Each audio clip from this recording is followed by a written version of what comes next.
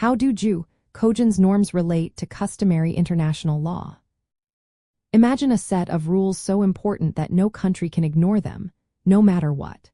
That's what Jus Cogens norms are in international law. They are like the backbone of the legal system that governs how countries behave during conflicts and peace. To understand how they connect to customary international law, let's start with the basics. Customary international law is made up of rules that countries follow because they believe these rules are legally binding.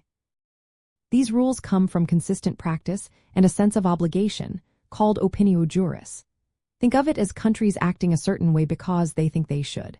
Many rules in international humanitarian law, like protecting civilians or banning certain weapons, are based on these customs and are written into treaties like the Geneva Conventions. Now, Jus Cogens norms are a special category of law.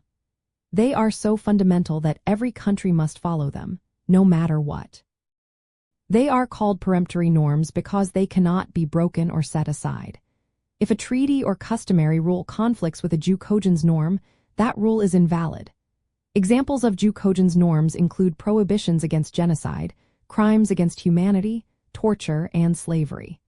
Most of these norms started as customary international law. Over time, they gained such universal acceptance that they became Jus Cogens.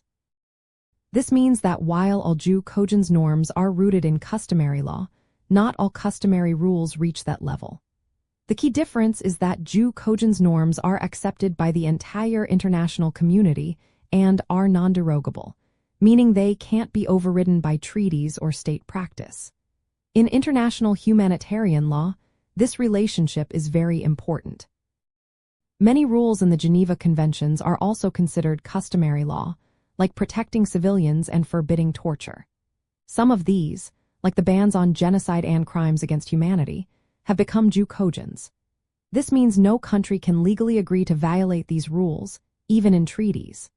If a country tries to make a treaty that allows targeting civilians or committing torture, that treaty would be invalid because it conflicts with a Jus Cogens norm.